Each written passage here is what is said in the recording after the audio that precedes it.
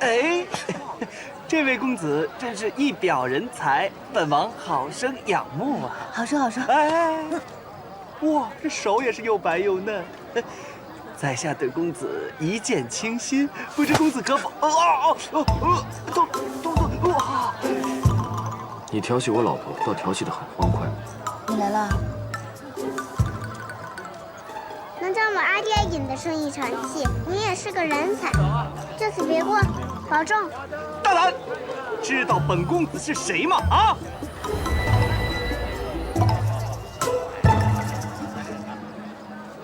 你将他变到哪儿去了？我也不知道。你若刚才不来，我也正有此意呢。你怎么被揩油也不知道躲一躲？不过是被摸了一两下嘛。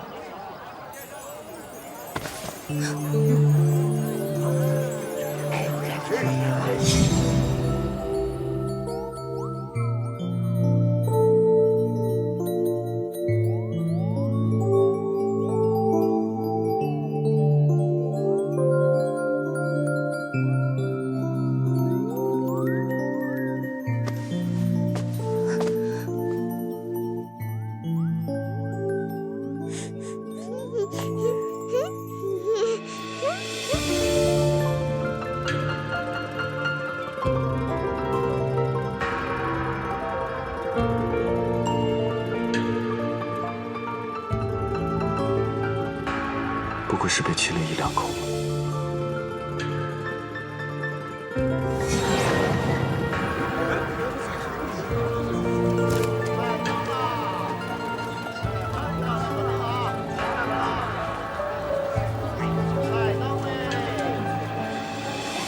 买盏灯吧，两位公子，买盏灯吧。两位公子可以看一下。凡人买灯是向神仙祈福，我们买灯向谁祈福啊？留个念想罢了。你还真当放一盏灯就能事事顺心吗？走。既是二位公子，那就在一起凑合一晚也无妨。我们这小镇呐，一共就3家客栈，王掌柜和李掌柜那2家昨日就订满了，我们这家也是刚刚退了一个客人，就匀出来这么一间。你看，要不先凑合一晚上？麻烦你取些热水来。好。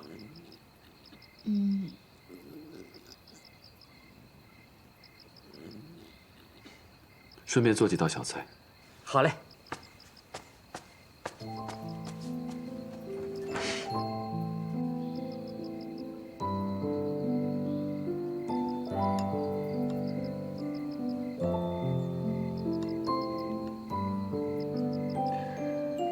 吃不了，便洗漱睡吧。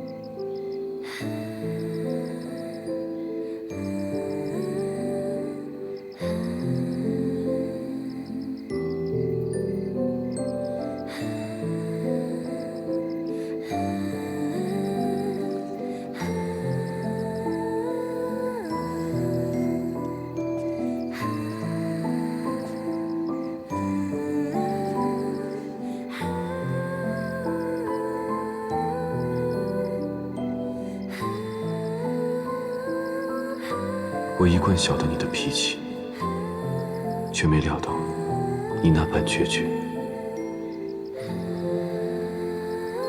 前尘往事你忘了便忘了，我既望着你记起，又望着你，永不再记起。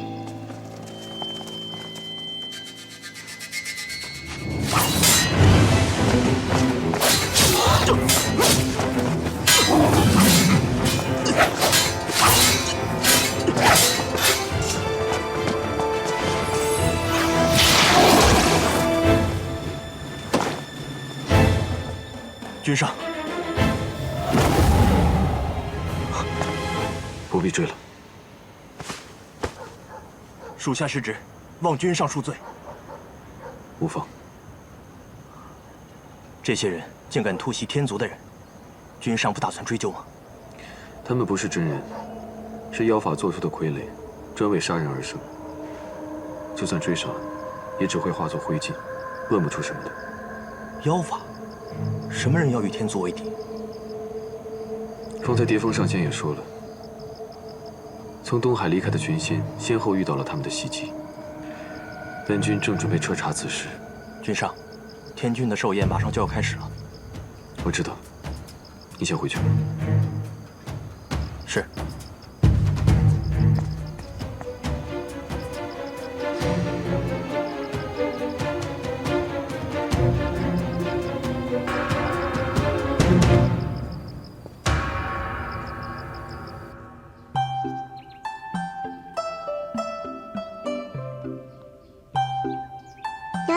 娘亲，这个粥很稠。乖。这里的饭菜甚难入口，我便借了他们厨房炖了半锅。难怪，尝着这粥，和你做的粥一样。从前在俊极山时，那个东海的公主给我做的饭，我也吃不惯，却没见夫君专门给我另做饭食的。我稍后有事，还得回趟天宫。夫君要走了，常玉说过，小别胜新婚，你和娘亲都分开了300年，竟然还舍得分开。你忘了今天是什么日子了？什么日子？让孩儿好好想想。天上的日子哦。啊，是天君的寿辰。不错。那夫君要带阿离和娘亲去贺寿吗？贺寿。你娘亲不太想要去这种宴席，夫君自己去就好了。嗯，好。你放心吧，你只管放心的去，我带团子回去。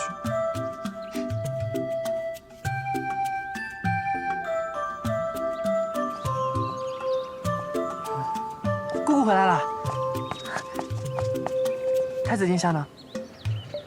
回天宫去了，说是有什么事要耽搁几天。那岂不是没人给你做饭了？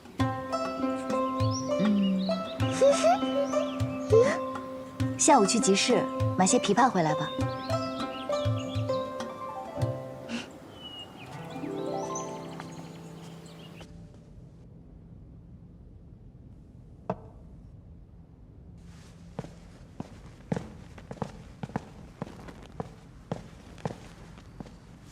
殿下果然守时，一盏茶便是一盏茶。方才在凡间，我也遇到了你说的人。殿下也遇到了。他们怎么敢对殿下下手？并非要对本君下手，他们是想要一个上仙的命，恰好被我的座下天书遇到。那殿下可留下什么活口？留了活口也无用，那些人都被妖法所化。是，就是妖法。这些人来自异界，可异界早已归顺天族，为何忽然会如此做？此事先暂且压下，先查出那些被追杀的仙人们都是些什么身份。是。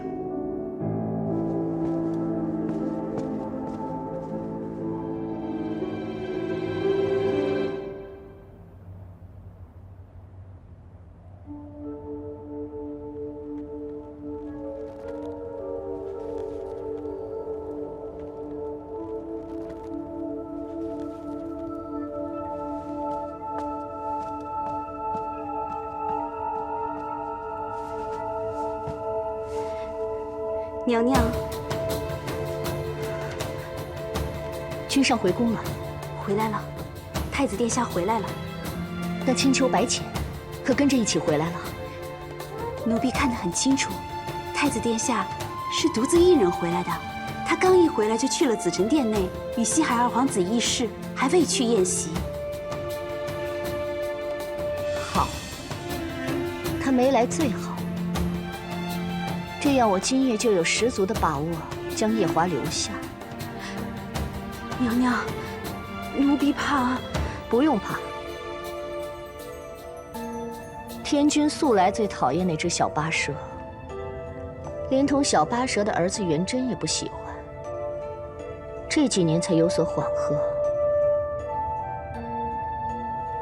倘若元贞调戏我，天君一定不会饶过他。所以不用怕，在天君心中我很重要，哪怕他不看在自幼照看我的情谊，也会看在各分支部族首领的面子上，给我个交代。我是夜华的侧妃，我被他的堂弟调戏，怎么说也是一件大事。夜华总会留在天宫几日。如今之计，最重要的就是让他留在天宫，不让他再去青丘受那只九尾狐的魅惑。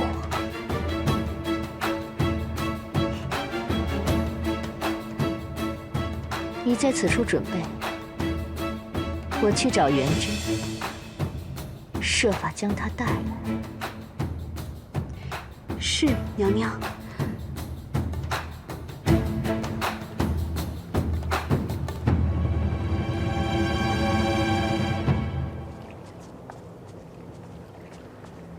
那就是北海水君的大儿子呀。是啊，你看看多可怜啊！天君的孙子还要在此处候着，不能直接去叩见。谁让那个北海水君娶那个小八蛇呢？就是。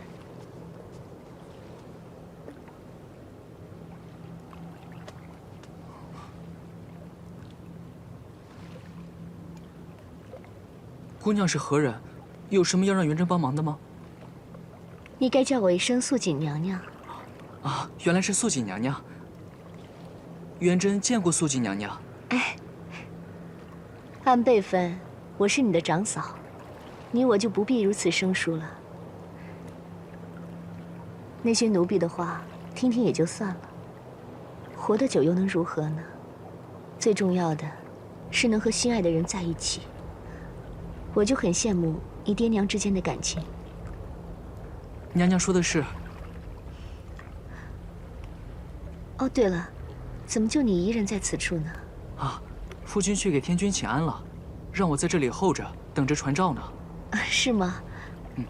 哎，不如这样，我带你进去。那怎么行呢？没有传召，怎么能随便进去呢？没关系，那可是你亲爷爷。况且天君这几日总是夸你，说你贺寿词写得好呢。真的？来。你随我来，天君现在就在洗梧宫，我带你去。嗯。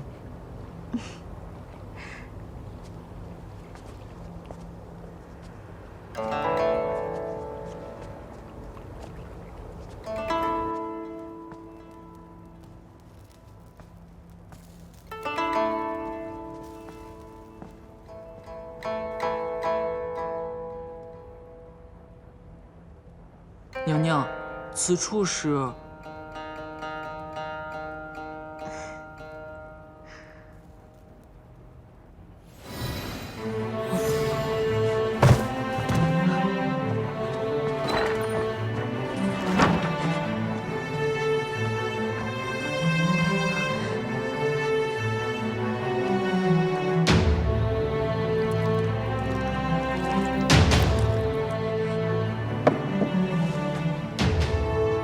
去，把他扶上去。是。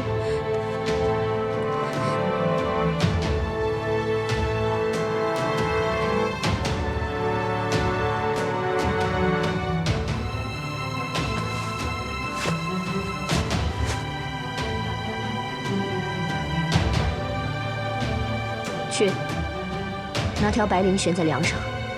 是。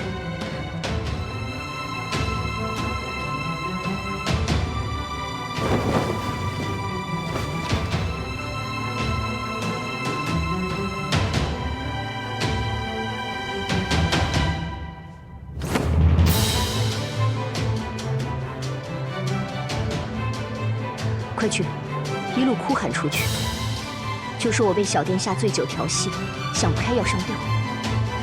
是。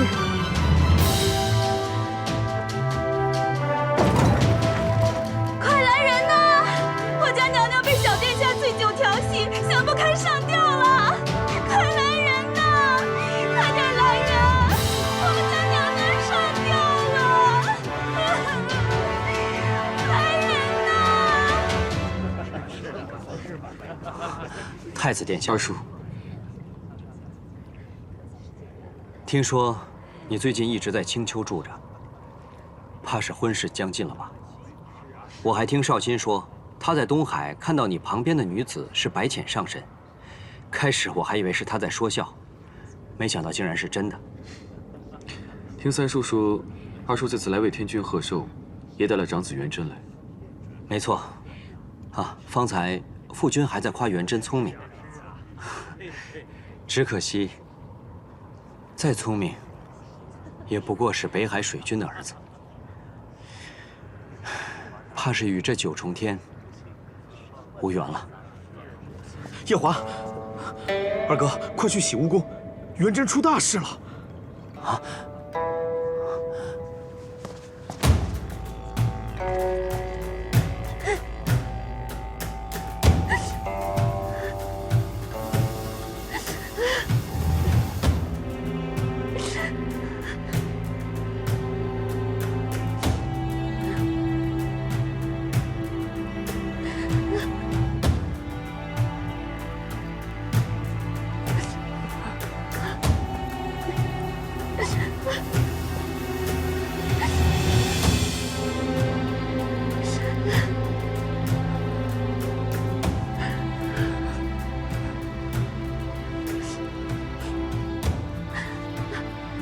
父君，平身。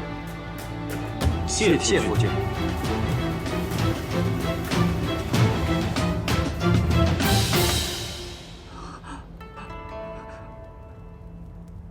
你交的好儿子，和你一样，色令智昏。元贞，你到底做了什么？父君，孩儿什么都没有做，孩儿什么都没有做。是他闯入臣妾寝殿，臣妾险些生于他。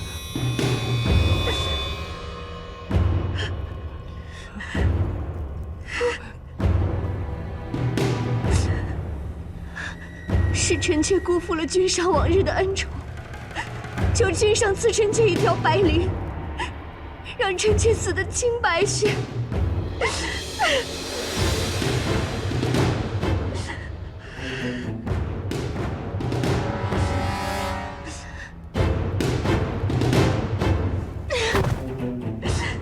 求天君和君上赐臣妾一死。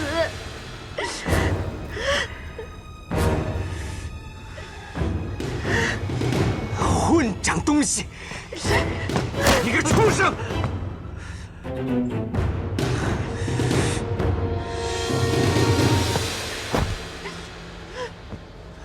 是元贞不懂事，竟对素锦侧妃做了如此丑事。但求父君念在元贞尚且年幼，就饶他一命吧。求父君饶元贞一命，从轻发落。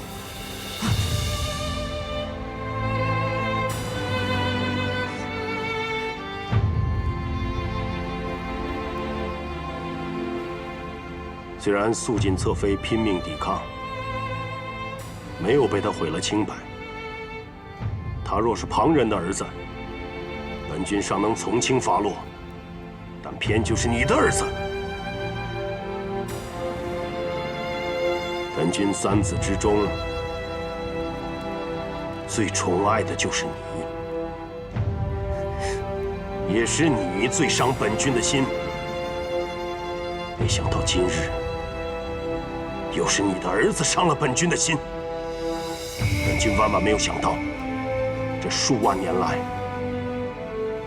初次让你带着儿子上天宫，竟然换来自己在寿宴上当着群臣的面，被自己的孙儿当众扫了颜面的结果。儿臣知错，求父君息怒。元贞，你小小的年纪，竟也能做出这种错事，也是让本君不得不重新审视你。亏得本君还认为你宅心仁厚。求天君明察，素儿真的什么都没有做，是素锦娘娘要素儿来的，素儿真的什么都没有做，求天君明察。你个混账东西！哪个女人会陷害别人来毁自己的清白？都到了这个时候了，你还狡辩！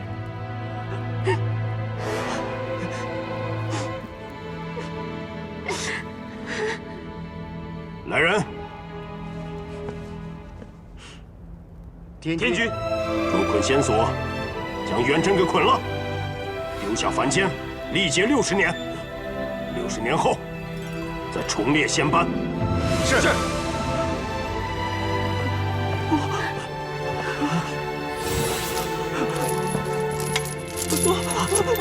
夫君，夫君救命！夫君，孩儿真的求夫君收回成命。孩儿真的元贞自幼性情温和，并不好女色，知子莫若父，他不会做出这种事的。求夫君明察，求夫君明察！夫君救命！当年，本君也以为你性情温和，不好女色。你不也做出了那般丢尽颜面的事？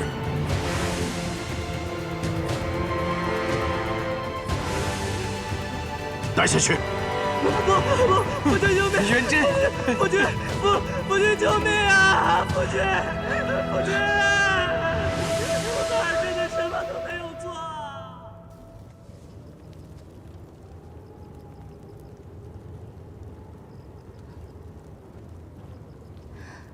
这小孩子这么一哄就睡着了。夜华也真是好福气，有你这么个儿子。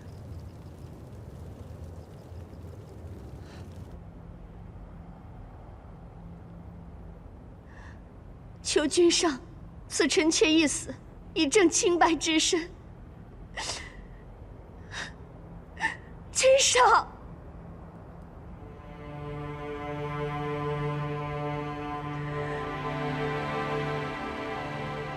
你今日做的又是什么戏？君上，这是什么意思？莫非君上是在怀疑臣妾自毁清白？天底下有哪个女人会如此做？况且臣妾一心只有君上，君上难道不知吗？当年，你就是如此陷害素素。难道你真的以为本君识不破吗？君上冤枉！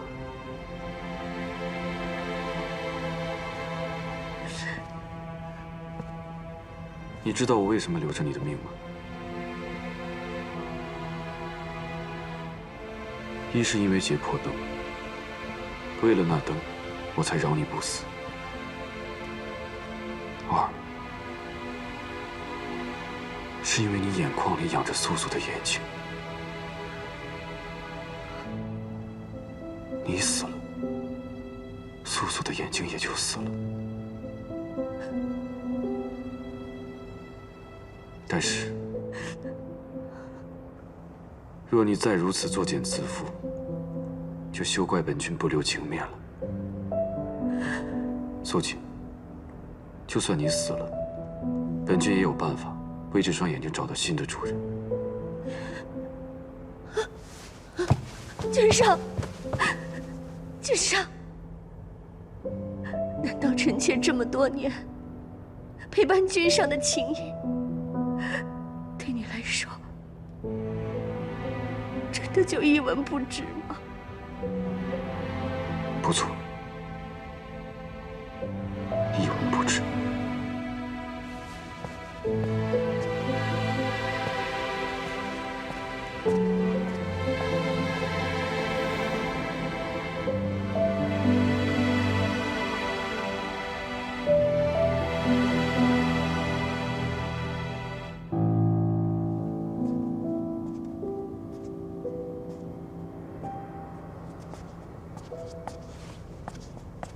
依我看，是素锦设的计，天君将计就计，打压二叔。你真是越来越看得通透了。只是可惜了，元贞那孩子也是倒霉。二哥也有不小心，当年父君就是为了那小八蛇把他贬去北海，如今他却夫妻感情更深，这都是要生第4个了，这不当着四海八荒的面，让父君面上不好过吗？元贞也算是替父母受过了。受一受过也好，稍后啊，我也去劝劝二哥，让他万事都收敛一些，恩爱都得藏着，否则不让父君面上好看，他也不会有好日子过。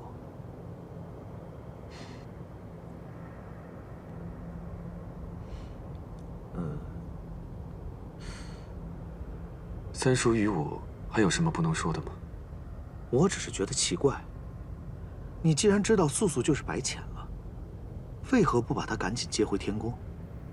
她可是与你有婚约的人。我不是说过，他已经彻底将我忘了吗？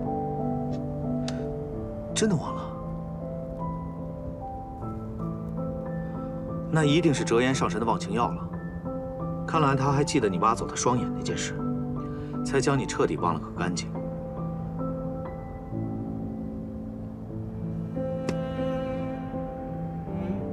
如今你住在青丘，是如何打算的？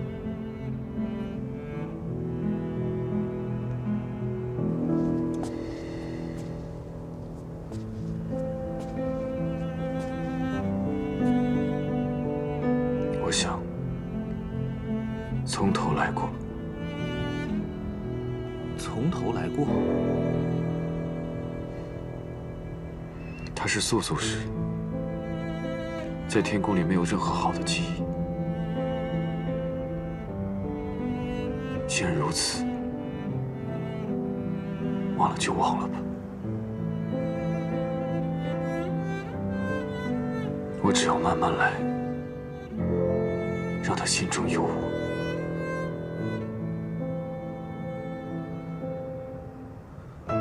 这一次，就可以没有任何阻拦，名正言顺的娶她为妃了。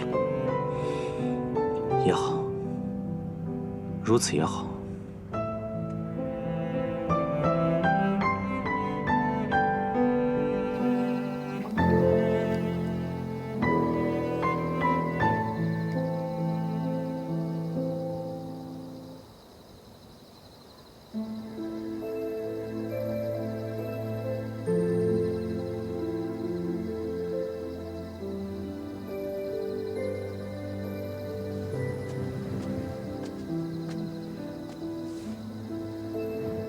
贵人都起风了，快回去吧。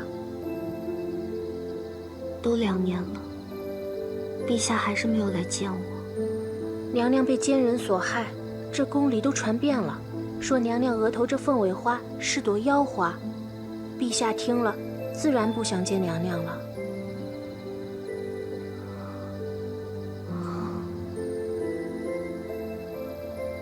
原来是因为这块胎记。这块胎记还是姑姑最喜欢的。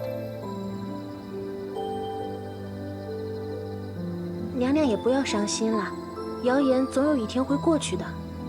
娘娘还年轻，不怕得不到宠爱。可若是日日不得见，如何能捧出一颗真心来，圆了他求一人心的这个念想？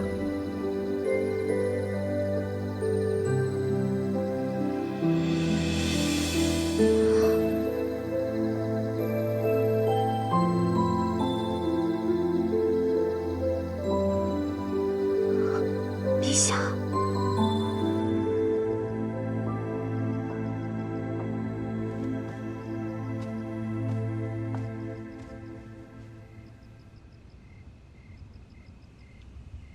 坐。臣妾不敢。朕准你坐。是。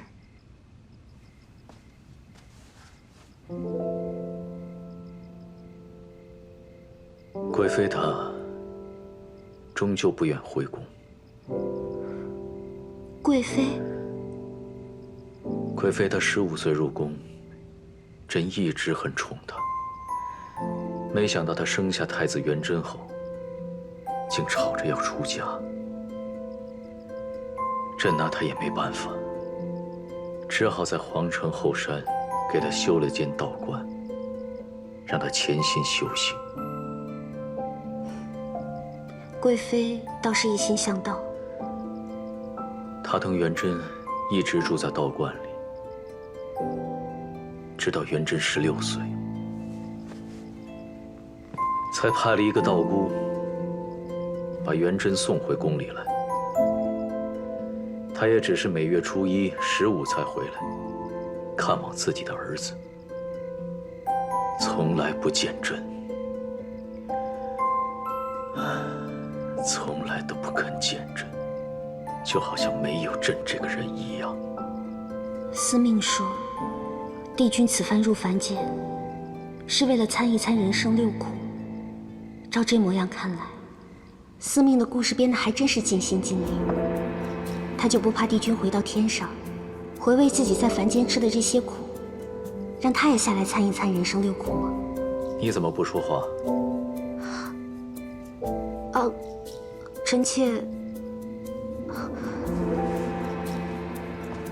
臣妾是在为陛下伤心。贵妃如此得到陛下的恩宠，却不珍惜，如此不但糟蹋了陛下的一片真心，也对不起宫中爱慕陛下的女人啊。你也爱慕朕吗？臣妾是陛下的妃子，当然爱慕。我恨不得把心掏出来，让陛下看一看，心里头装的是谁。倒是很会哄人呢。陛下，你笑了，笑了真好。什么事都可以忘得很快。我姑姑说的，沧海桑田，来回变幻，无论是谁，到最后都会变成一粒尘埃，何必要想那么多，为难自己呢？说的也有些道理。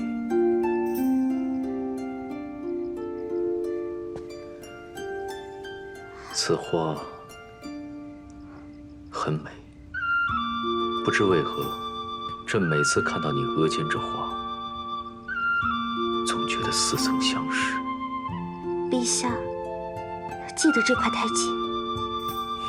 说不清楚，只是想一直看下去，不想再看别的东西。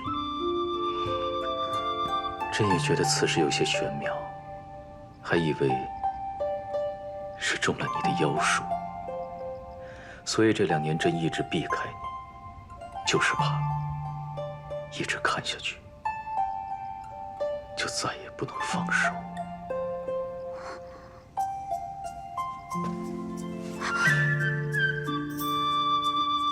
陛下，你的茶喝完了，我去帮你添一杯。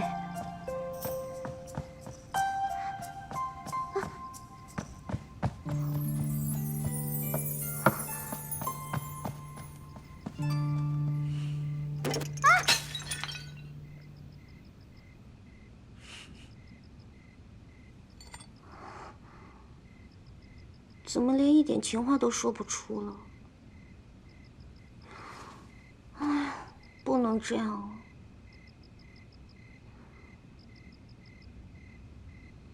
有了，两生咒。娘亲，夫君什么时候回来？二弟想吃蒸蘑菇，想喝白菜萝卜汤。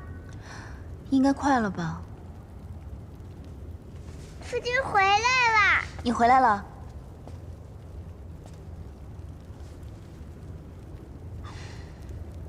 不是和你说过，阿丽现在长身体，不能整日里只吃这些。我知道啊，所以日夜都盼着你回来，给她改善伙食。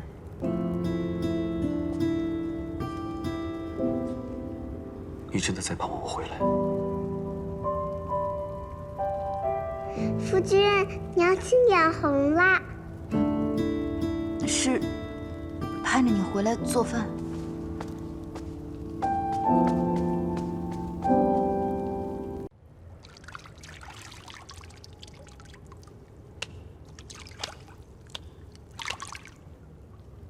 有了。哎，姑姑你魔怔了吧？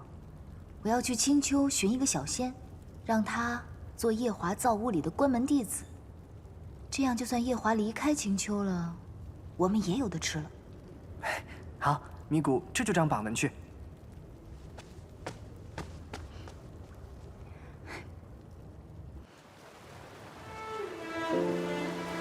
我已经安排了一个婢女化作道姑，在凡间照顾元真。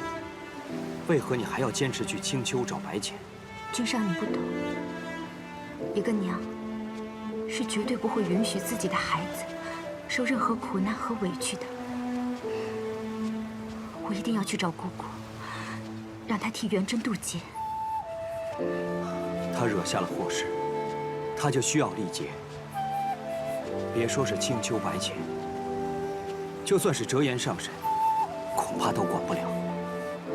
不，姑姑能管。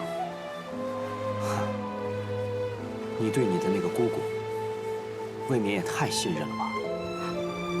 不是我太信任姑姑，而是我跟君上的事，天宗已经欠了青丘。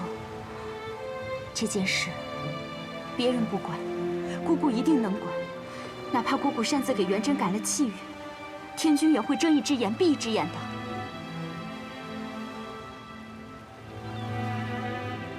你说的倒也有些道理。不过，白浅的性子，若是他为难你，君上不要担心，姑姑已经归还了我破云扇，并且许了我一个心愿。她是个言出必行的人，一定不会拒绝我。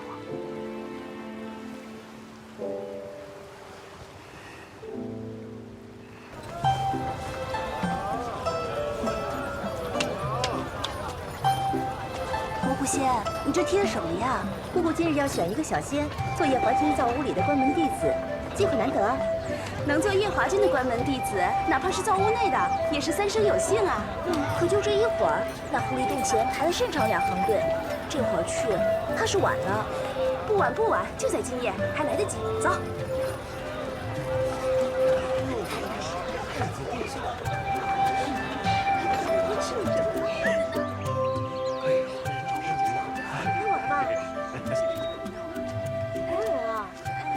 做什么呀？给我登记一下啊！会打鱼，还会烹鱼。一会儿就到我了，自打该我了。就我打得多，而且我还会做呢。下一位。听明谷说，你要选一个弟子给我。我会做羊肉，我和八八。是啊。我会做牛肉。我会做鱼。下一位。你会做什么菜？让他们都撤了吧，没一个肯顾好的。好，记下了。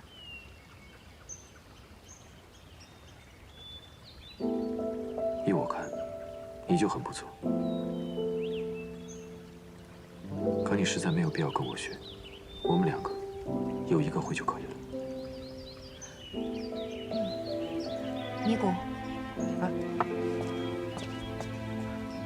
姑姑，太子殿下要哪一个？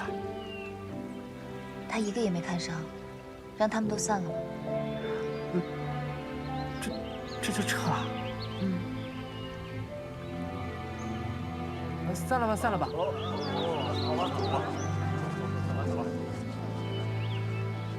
那我带小天孙去划船了。走，来。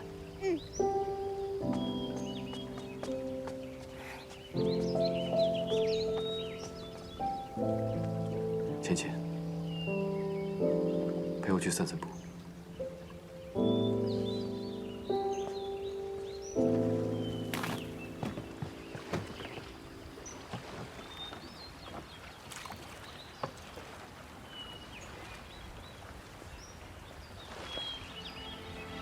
你这般皮懒，一堂花都是自生自灭，却也能养出天然雕饰的玄木，丝毫不比天宫瑶池的差，真是难得。哪里？我这是壶野池子，怎跟你的瑶池比？你们的瑶池数万年来被仙人凡人写了数千首酸诗，被千万人赞叹。你想去看吗？看什么？九重天，瑶池。啊，有机会吧。按芊芊你所说的，你从未去过天宫，难道不好奇吗？这四海八荒我没去过的地方多了，若是处处都好奇的话，我岂不累死？你看那昆仑虚也是四海闻名，我不是也照样没去吗？哦，你很仰慕昆仑虚吗？坏了，我没事提什么昆仑虚啊？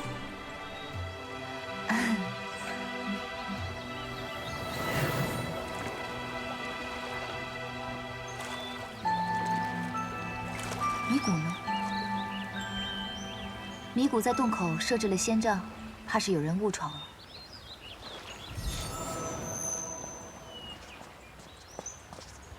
姑姑，这么快就拿着扇子来了，看来是想清楚了。那姑姑的意思是？请他进来吧。是。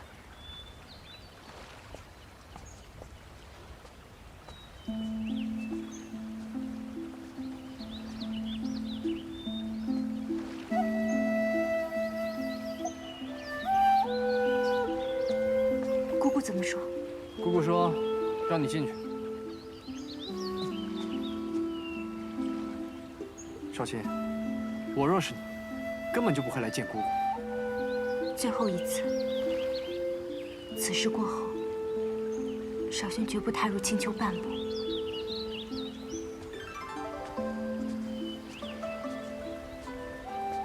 姑姑，姑姑，你带着阿离先去玩吧。小天下，来。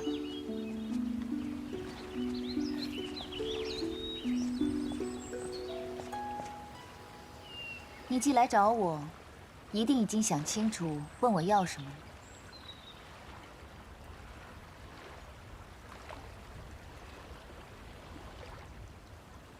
叶华君不是外人，你说吧。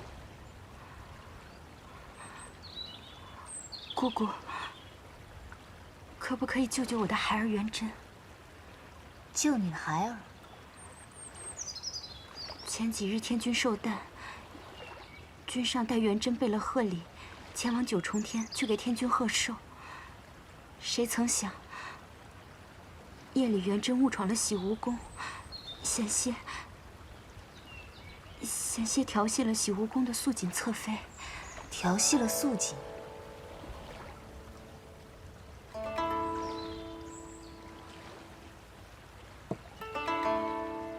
能做太子的果然不是一般人，戴绿帽子也戴得很欢快嘛。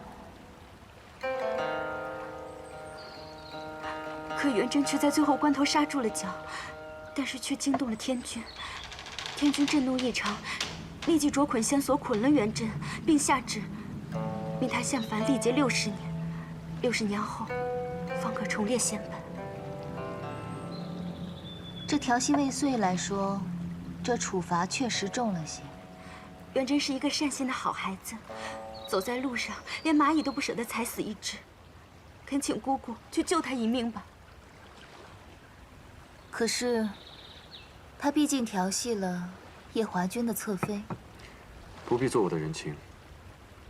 元贞那回事，我也觉得判得重了些。他调戏的可是你的侧妃。我没有侧妃。既然太子殿下也觉得判了重了，恳请姑姑下凡救他一命。他不过是下凡历个劫，60年后又能重回仙班，何来救他一命？因为少卿已经打听到，在元贞18岁时，会有一个大劫。这个大劫会苦他一世。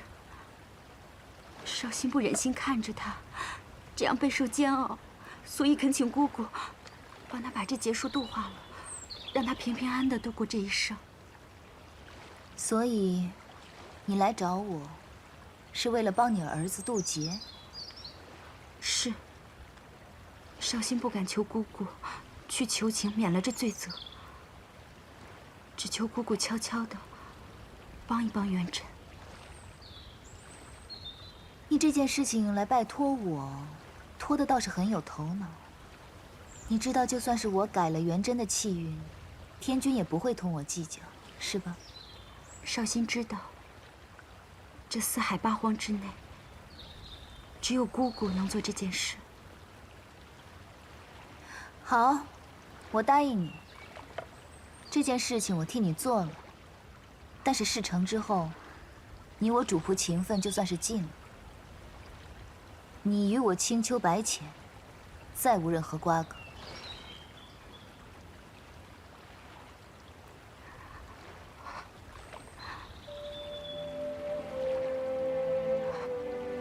少熙，谢姑姑成全。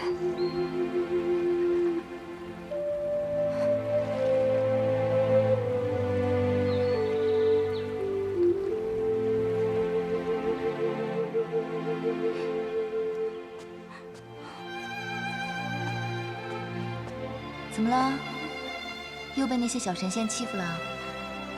他们都笑我是小八蛇，不配在狐狸洞伺候青丘女君。你也太没出息了！小时候谁敢欺负我，我就把他打得连家门都不认识。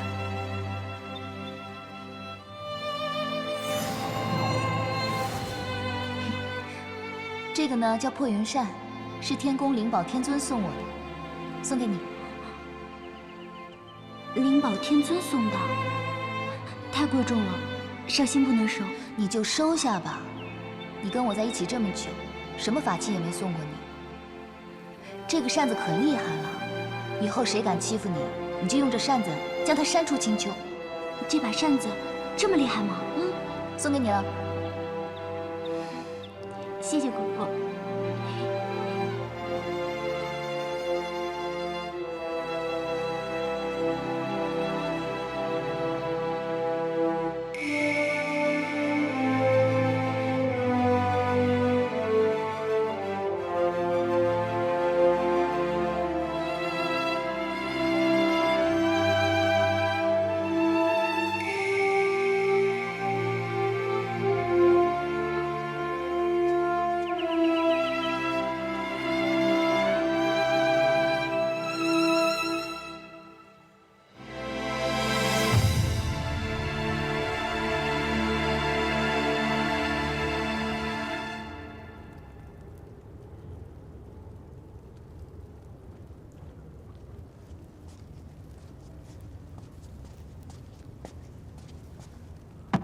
姑姑方才为何说少卿将此事托付给你，还托付得很有头脑？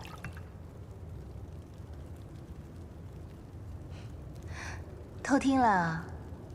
我是想听听，这个不顾主仆情谊，害我姑姑沦为四海笑话的人，又是怎样厚着脸皮来求姑姑的？九重天上呢，是个神仙，都有篡改凡人气运的本事。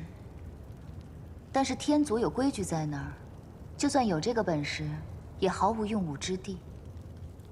天族欠我们白家的债有1箩筐了，1分也没有兑还。有我出面讨几分薄利，天君也会睁一只眼闭一只眼的，将这桩小事囫囵了。所以啊，此事由我出面最好。这个小八蛇，可真是机关算尽了。哼，他呀。聪明一点也好，在北海也不至于被欺负。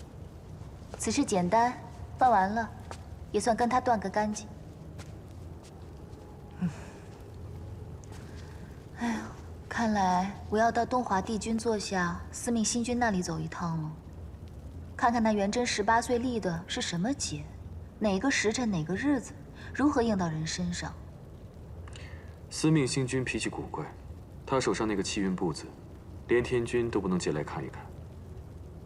你若想从他那里下手，怕会有些困难。嗯，那该怎么办呀？所幸，东华帝君的司命星君欠我人情。若是我去替你要，会有些方便。真的？你可以帮我要到吗？但你得答应我一件事。什么事啊？去凡间时，将自己的法力封了。封印法力？修改气运本就是逆天的事，你用多少法力去修改气运，就会有多少法力反噬到你身上。天谴，你虽是上神，但但被这么反噬几次也十分严重。万一到时我们继任天君天后之位，那该怎么办？继任天后？你忘了，你迟早有一天要嫁入西游宫的。继任天君天后之位，必受81道荒火，9道天雷。若你再被法力反噬，我怕你会保不住性命。哦，好，我答应你就是。不过，你我尚未成亲，若你近日要继任天君的话，我可是来不及嫁你的，也就谈不上81道荒火，9道天雷了。怎么，我说的有何不妥？芊芊，你可是在怪我没有早日向你提亲吗？若在300年前我便娶了你，就没有今日这个担心了。我也就是随口一说。我看现在天色已不早了，夜华君不如早日帮我把这事办了，我好去替那元贞渡劫。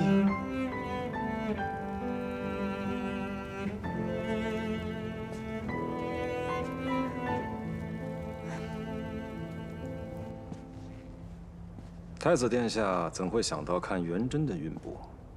白浅上神答应二叔的小妾，要助元贞渡劫。姑姑还真是宅心仁厚啊，一点都不计较那小八蛇在300年前抢走了二殿下。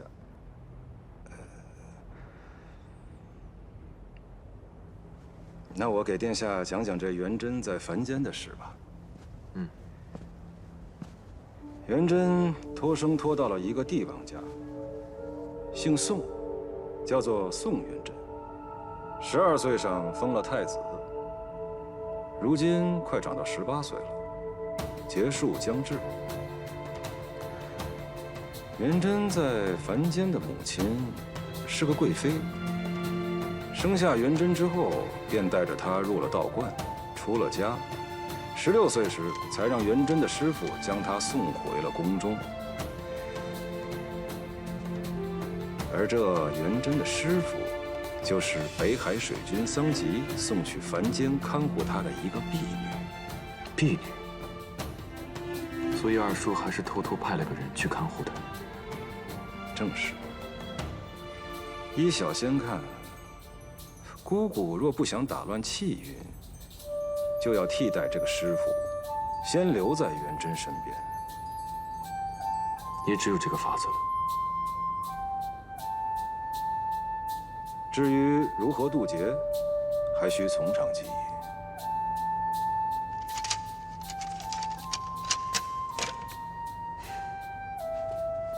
多谢。太子殿下言重了。当初是殿下您看在东华帝君的面子上，才原谅了白凤九偷走劫魄灯的事。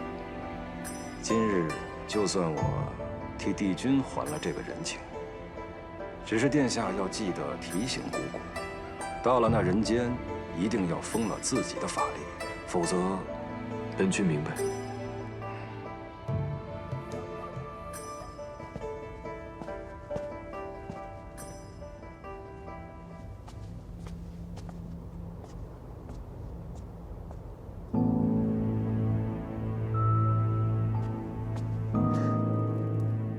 你说那只九尾狐要去凡间帮元贞渡劫？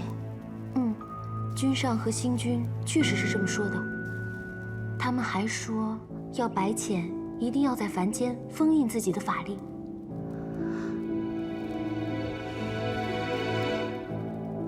妙清妹妹，我可能也要让你去一趟凡间了。我？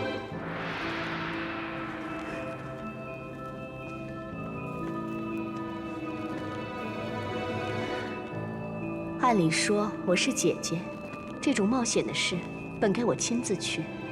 可是我身为君上的侧妃，一举一动皆在众人的眼皮底下，实在是不敢妄动。但是妹妹你，就方便多了。不知姐姐让我去凡间做什么呢？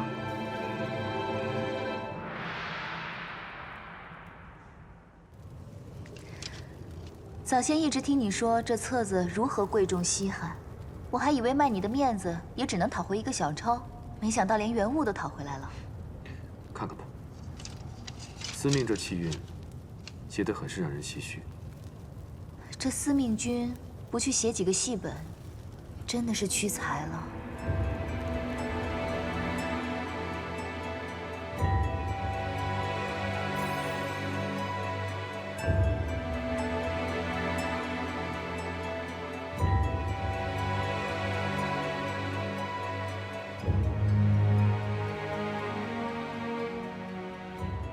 6月初1，皇帝出游处女春，太子元贞也会同行。到时会在河上出现一只大鹏鸟，将众人吓得惊慌失措。岸上一个美人意外落水，元贞就会跳下水去救人。所以这个劫是美人劫。元贞和那位美人在水中双双看对眼，只可惜皇帝也瞧上了那位女子，就带回宫中宠幸了。这皇帝还真是多情啊！元贞不甘心失去一生所爱，就在某夜醉酒之后，和那美人曲径通幽。不久之后，美人就生下了一个皇子。所以，元贞是给他在凡间的老爹戴了顶绿帽子。没错，那名皇子自然就是元贞的儿子，但他自己不清楚。10多年之后，皇帝病入膏肓，皇子和元贞争夺太子之位。最后死在了元贞的剑下，这个噩耗传入了美人的耳中，上吊自尽。死之前留下了一封书信，告诉元贞事情的真相。元贞读后悲痛欲绝，也郁抹了脖子。可无奈，当时皇朝只留下他一个男丁，他只好忍痛坐上了龙座。这么一坐，就坐到了60岁寿终正寝，疾苦一生。如此跌宕起伏的命运。元贞这一生还真是个传奇啊！如此说来，他18岁见到落水美人，是他关键的转折点。他只要不救那个美人，这一生就能顺顺当当的。不错。看来我要去凡间住个半年了，等到6月初1，去阻止他救这个美人。我已经为你安排妥当，你到了凡间之后，就会由元贞的道姑师傅引荐入宫，做元贞的新师傅。我要做道姑？不错。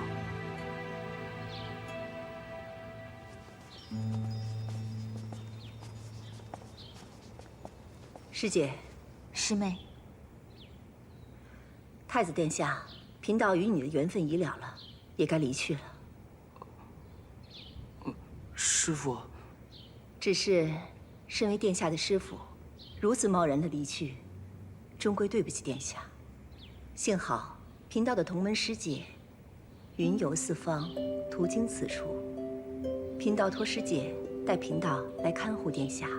师姐几百年不曾出师门了，此番能与元贞殿下结一趟师徒的缘分，与殿下也算是善福。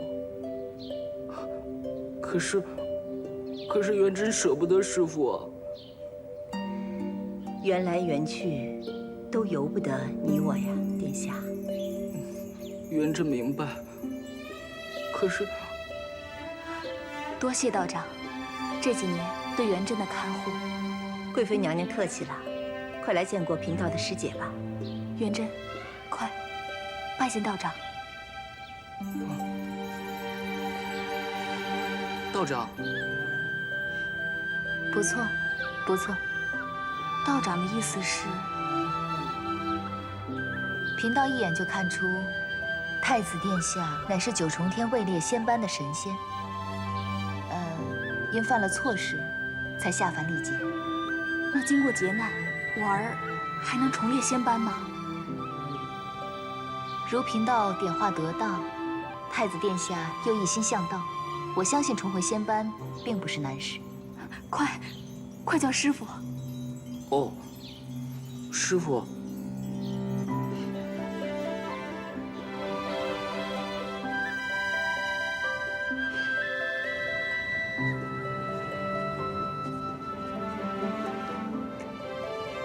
师傅，您若是不嫌，日后便住在此处了。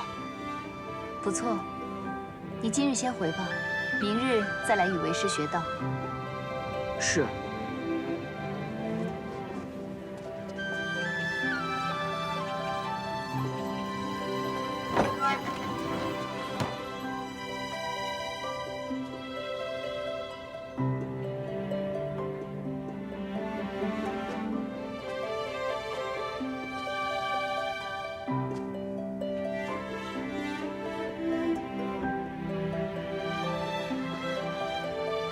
这才正月初一，真是足足要住上半年，才能到舒玉川美人落水的日子。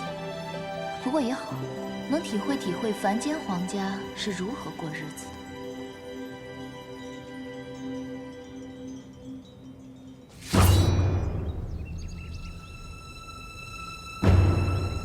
少仙，那日在东海义军出言不逊，今日反倒学会对昆仑虚低头了吗？我是来求见司音上仙的。你说什么？你要见司音？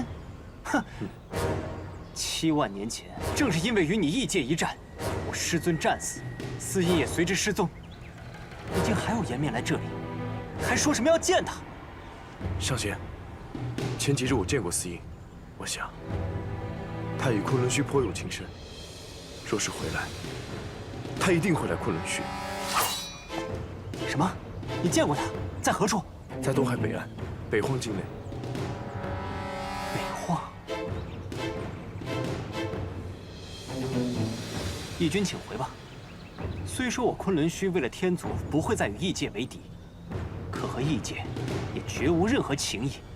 至于司音，我和众师兄会继续找他的下落，就不劳义军费心了。不送。少仙留步。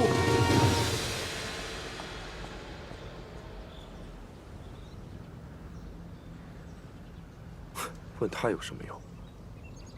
既然阿英故意想隐瞒自己的身份，那些昆仑虚的人又怎么会晓得？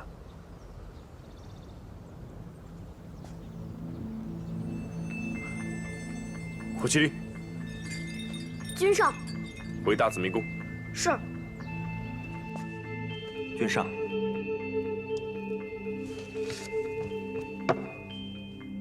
臣等近日追查异界的事，遇到了很多异界的人，乔装到各地寻找司音上仙。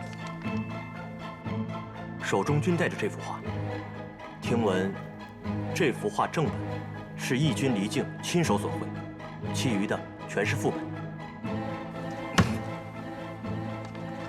方才16师弟还来消息，今日义军上了昆仑虚，说是撞见了司音，特地去昆仑虚查看司音是否回了师门。我寻17师弟寻了7万年都没有线索，怎么叫他给撞见了？这分明又是祸国。巅峰上仙，这画卷上面的人，可真是司音上仙？不错，正是我17师弟。你方才说离境义军与司音上仙见过？对，是离境对我师弟紫兰说的。可有说在何处？东海北岸。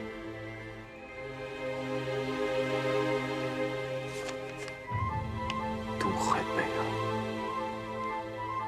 果然是东海。昆仑虚座下17弟子司音，与墨渊仙帝一同失踪了7万年，这是天族最大的悬案。没想到，芊芊，你便是那个司音上仙。殿下可是有什么线索？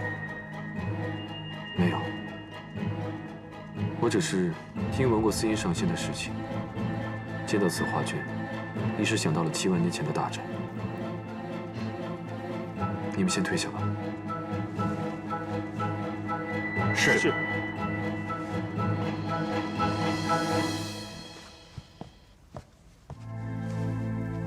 为何要带走墨渊的仙体？为何要消失？连师兄弟们都避而不见。芊芊，若我问你这些，你会如实相告吗？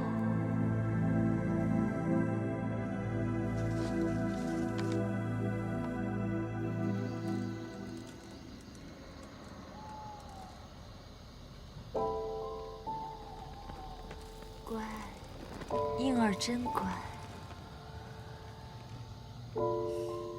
君上，都退下吧。是。君上，你看，他很乖，不吵也不闹。你别闹了，都300年了，你怎么还不清醒？就是因为你当初偷了阵法，我们才会生下病案。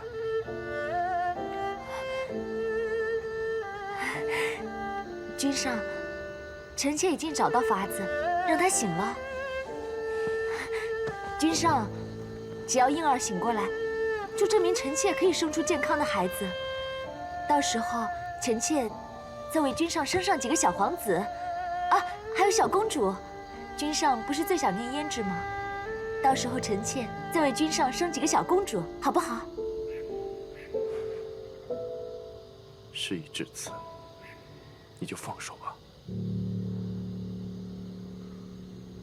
我问你，司音到底是谁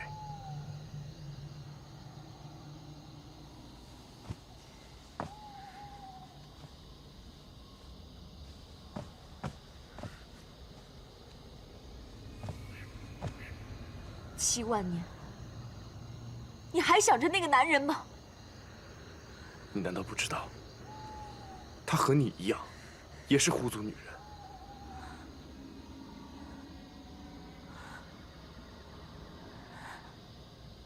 狐族女人？不可能！我在昆仑虚亲眼见她更衣过，他是个天族男人。君上也曾与他在一处，怎会不知道他是天族男人？我早就知道她是女人，但她却没有告诉我她是狐族，不是天族人。狐族女人。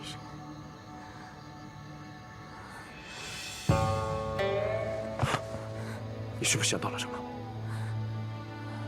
我不信她是狐族女人，君上，你不要再自欺欺人了。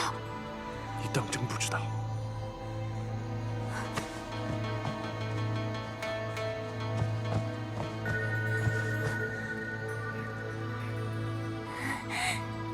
婴儿真乖，只要婴儿乖乖听娘的话，娘就一定会让你醒过来的。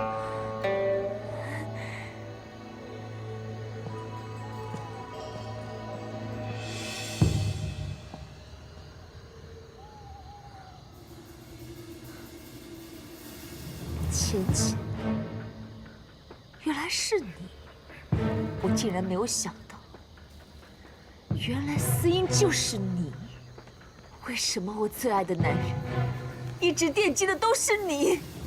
你都有了墨渊了，为什么还要来跟我抢离境？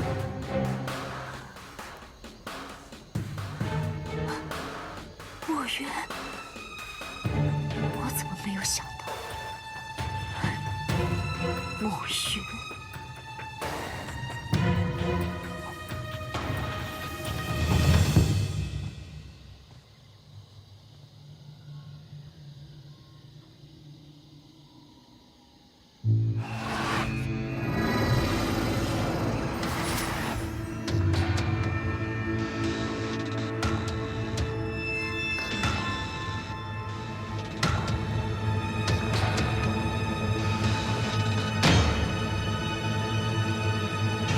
您看看这个，这是采用晨曦露水调制而成的鲜艳玉露，您闻闻多香啊！您看看，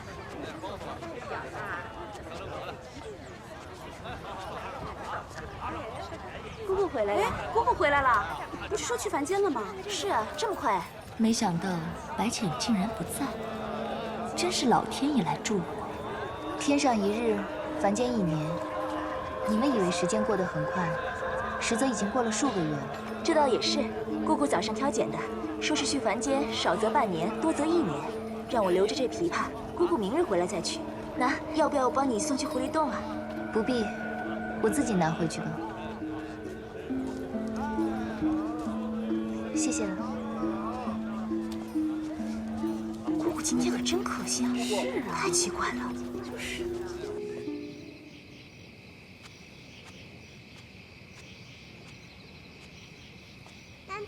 回来了。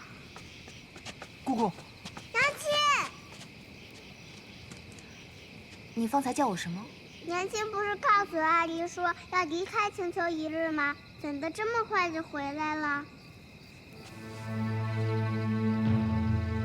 因为娘亲很想你。姑姑不是说您要去凡间至少有1日吗？凡间太过无趣，我就先回来了。无趣？怎么了？姑姑不是要去帮绍兴的儿子渡劫吗？就是因为渡劫太过容易，所以我就先回来了。陪娘亲进狐狸洞好吗？好。走，乖儿子。姑姑虽然宠爱小天孙，却知道天族礼法，从不叫他做儿子。今日的姑姑确实有些奇怪。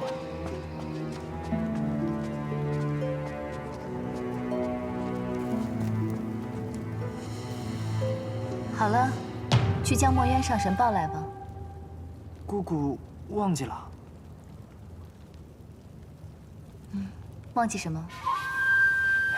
你不是怕太子殿下发现墨渊上神，所以亲自施法将炎华洞给遮住了吗？哦，对啊，炎华洞。我们现在就去炎华洞吧。儿子，你在这等着我啊。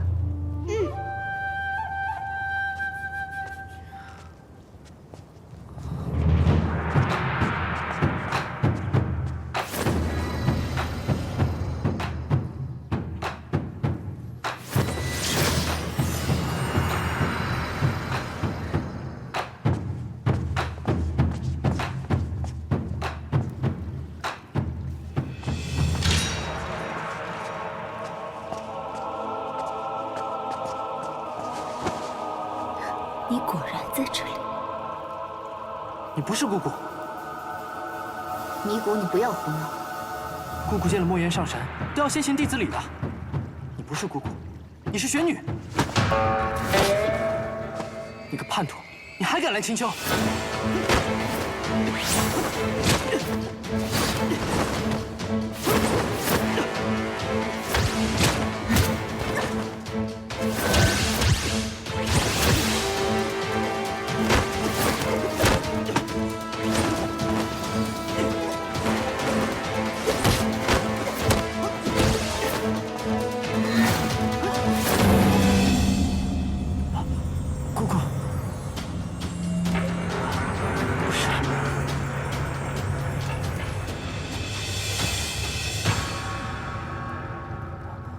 姑姑有何吩咐？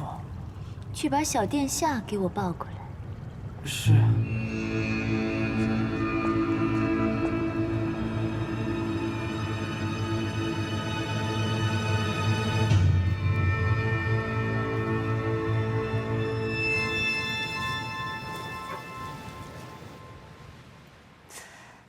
不如那美人落水的时候，我去将她救了。不可不可，万一那美人看上我了，岂不更麻烦？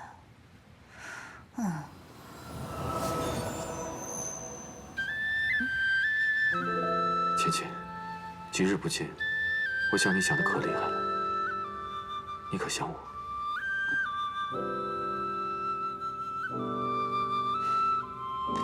此番我来是要告诉你一桩大事。你可知元贞在这一世的爹是谁托的生？